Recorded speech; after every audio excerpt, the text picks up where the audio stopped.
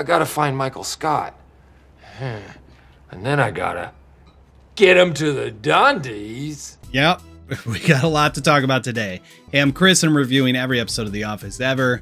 And today, we're looking at Michael's last Dundies. That title has no meaning. We have a lot of laughs, meta commentary. I was hoping it would be more like Godfather 3, that wrapped up the whole franchise in an extremely satisfying way. And a very heartfelt, deeper meaning. Tons to talk about. Let's go. Oh my God, something's happening. 9,986,000 minutes. I understand nothing. This episode opens up with Michael and D'Angelo dishing out Dundie nominations bright and early to all the recipients. This sequence both invokes the feelings of the Michael Scott Paper Company arc. Oh, Halbert, wow! Border Patrol! Your donuts make me go nuts! But stokes the imagination, at least in me, as I always wonder if Michael has done this year over year, and we just never saw the Dundies or this bit. I would have loved to have an annual Dundies episode, and while it feels like there was a lot of Dundie content in the series, there really only was one other episode dedicated to the event way back in season 2. The Dundies! How can I explain it? I want you, I created. I'm so happy that you all made it. Other than that, the event and the awards are just referenced throughout the series. Thinking on that original Dundies episode for a second, there's a couple of important things to bring into the reading of Michael's last Dundies. First, the Dundies represent the first humanizing moment for Michael Scott, both in how the staff decide to rally around him, but also in the way the episode deals with him lifting up Dwight. It's such an important moment for the character and the series in general, which is why the writers must have felt it was important enough to key in for one of Michael's final episodes. Best Dundies ever! Wow! The other thing to consider here is that of those writers, it was Mindy Kaling who penned both the original Dundies episode and its sequel, Michael's Last Dundies. Kaling's style over the years has been the equivalent of the Fire Girl meme. Fire girl. Do so. Yeah. But there's something subtly beautiful amongst the cringe in Michael's Last Dundies. It's just super unfortunate that they felt the need to give so much screen time to D'Angelo. But we're gonna get there. I'm sorry. We have to talk about it at least one more time. Where were you on September 11th? No, gosh. At least Stanley's done being nice to the new guy. Have you lost your mind? Get off my property before I call the police.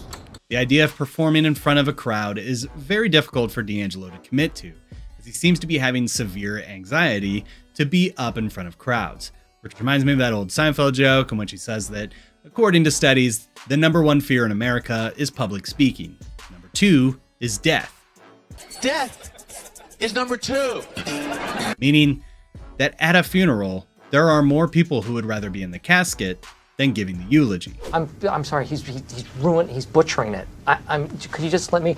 The first portion of this episode takes place at the office while the staff and Michael try to help D'Angelo through his performance anxiety. Meanwhile, Dwight is further pressed as he feels even more slighted for not being chosen as a co-host for the Dundies. Always the Padawan, never the Jedi. And the C-plot revolves around Aaron feeling unsatisfied with the relationship with Gabe, which feels very shoehorned into this episode, but again, we're gonna get to that later. I'm sorry, that just wasn't interesting to me. Now at the big event, Dwight's doing his best to keep his head in the show. Appalling. Eyesore. We get to hear D'Angelo's full name. D'Angelo Jeremetrius Vickers! Decisions were made about this character. Not sure I understand them, but decisions were made. So the ceremony begins with a fantastic Great Scott Productions video. Great Scott! And I think this marks the 5th time we see someone in the office dressed up as someone else. Michael! I'm Jim Halpert. Happy Halloween, jerk! My boyfriend can. And the ceremony is off to a rocky start, but the show can't just do itself. Ad-lib masturbation joke. No.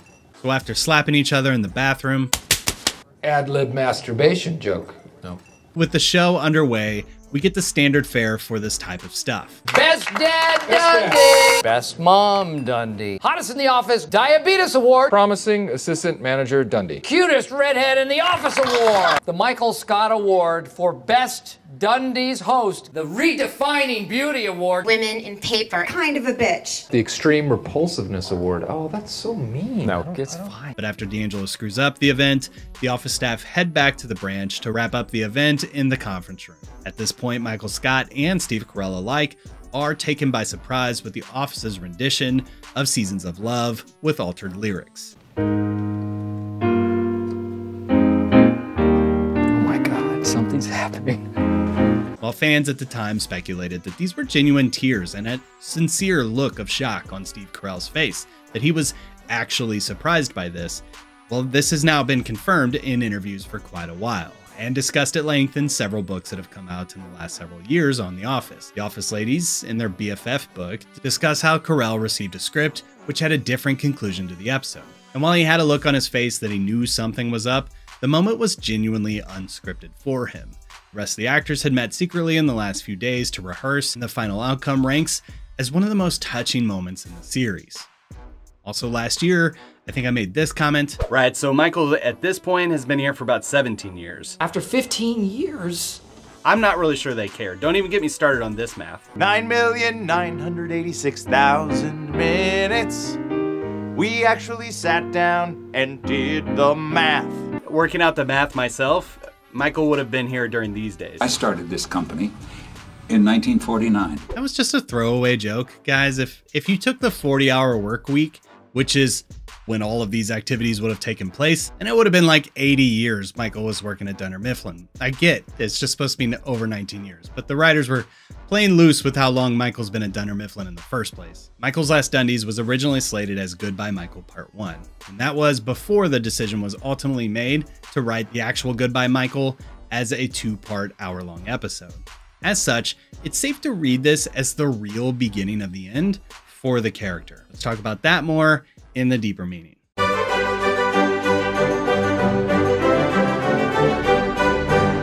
What does a bean mean? Someone please explain it to Cap. The analytical part of me wants to examine it, but I know it has no content. I don't think it's a shock to anyone watching this video that the Seasons of Love song is a really big deal for the character of Michael Scott. Since the beginning, we know that Mike has had 2 primary drivers: to have the love and affection of a woman, and to have the love and affection from his coworkers. My whole life, I have known 2 things. I love sex, and I want to have kids. Michael has always likened his staff to a family. I feel like all my kids grew up and then they married each other. Incest. And this is very much because his actual, real familial relations are completely strained. Don't put Jeff on the phone. Please, I don't want to. Hello, sir. How are your trains? So he projects a lot of this stuff into his coworkers, who have no choice but to stick around and hang out with Michael day in and day out because they're coworkers, but also Michael's the boss. And for most of the series, the office has either been resistant to Michael's plea that they're a family, or at best, they've been indifferent to the idea. And rightfully so, he's done some damage throughout the office. But over the last few years, a subtle shift occurred, one that would place Michael as the protagonist and protector of much of the staff. He won Pam over way back in season 3 in the business school episode. Since then, the two have had quite the relationship. What are you doing? What are you doing? I'm rejecting your kiss. I didn't. Hey, oh my God. What are you doing? What are you doing? Wait, you said come in. No, I didn't. Just. Oh my God. Here, she's really sweet and nice. You guys might actually get along. Is she hot? See you later. See ya. Hot tie guy. I'm going to get us an office space, and I'm going to show you why you joined this company, all right? I could give a about your happiness. Stop dating my mother. While he and Jim haven't always seen eye to eye. I don't think you're good at making tough decisions. Here's a tough decision for you. You suck. You suck. Michael, wait. Is that clear enough for you? You can see their actual relationship began with this silent nod back in season 2.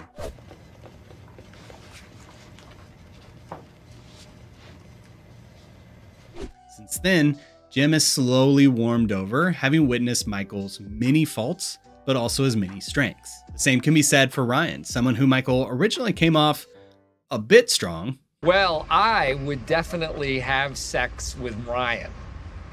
Now sees Ryan for who he actually is, and while he credits Michael for helping him get off drugs. You helped me get off drugs. Which we never actually saw, but we do get this bit. I think my friend Troy might have a drug problem. What do I do? You tell him that you're his friend and that you're going to help him and that everything's going to be all right. Mike was the only investor in Wolf.com who saw Ryan for who he was, but in spite of that, trusted that he would do the right thing. Aaron respects Michael as an employer, but even more than that, has come to look at the man as a father figure. Michael and Daryl have had issues in the past. Happy New Year, Daryl! When Daryl was coming, you said you wanted me here for protection. I said not that.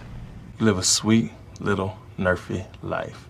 Sitting on your biscuit, never having to risk it. Did Daryl touch you? What? That's just what we need. Another black man in prison. You know, Nobody's going to prison. What have you done for Well? me? Ed Truck hired me. Joe promoted me. Gabe listened to me. All you've ever done was say no to me. But while Daryl always looked at Michael as an idiot, it seems that these days he has a genuine respect for the man who sees the worth that Daryl brings every day. Cool. Hey, sorry I lied. Sorry. I was a jerk. The office saw Michael stand up for them time and time again. You are going to learn to be more professional, Luke! I have decided I'm going to dismiss my employees. I'm thrilled with the work they've done today, both the quality and the quantity. He can take the boss. He's had his limo ride. Go, go, go, go, go, go, go, go, go! It's a solid reminder, in the vein of the original lyrics of the song, that the love you bring into the world is a measurable thing. And while dealing with people is never easy or even a predictable affair, people often recognize when you stand in their corner, faults and all. The song reflects the fulfillment of Michael's mission at Dunder Mifflin, to make this place feel like a family. And so while this moment is criticized for being surreal, I can't think of a single better tribute to Steve Carell or Michael Scott. But there is one person who's missing here, and it's Dwight. And it's kind of a bummer. As someone who stood by Michael's side day in and day out since the pilot episode, it's odd to realize that he wouldn't put his differences aside to send Michael off with some love. But even in this, it's lifelike, because while Michael was bringing some love to the office over the last several years, sometimes better for some than others, he really dropped the ball here with Dwight. It's a reminder that it's so hard to lift one another up because it takes intentionality and purpose. But on the other hand, tearing others down is so easy, you can do it without even thinking. From when he recommended me to replace him. I'm sorry, I never know how to act in these awkward type situations. It all creates a complex, heartwarming, and difficult time. But with that, let's rate this thing. This is the worst. Michael's Last Dundee almost feels like a full reversal from our last episode of The Office, Training Day, and I think there's a few reasons for that on paper as well as behind the scenes. While The Last Dundies still suffers from Will Ferrell's complete and utter lack of direction in the series, he does take a backseat for most of the episode. Literally. Being a passive character in this case, he's allowed the opportunity to let his weird flag fly in ways that I think his character was designed for in the first place. But more than that, it allows Michael and the staff to shine. The Dundies was a fantastic decision for a Michael Scott send-off, kismet even. It's kismet! And this is where I think Kayleen plus the rest of the writing staff worked together to create a truly unique episode. And while it lacks a plethora of laughs, it makes up for that in sheer jarring spectacle, fan service, and the feels. But I can't rate this a 5 out of 5. While the heights are definitely some of the best in the series, it's easy to forget that even relegated to the background, a lot of time is wasted on D'Angelo. There would be so much more weight to Michael's Last Dundee if the time was spent with Michael mentoring a real replacement for him. And as I alluded in the previous episode, that was not ever going to be Will Ferrell. He was only intended for a few episodes.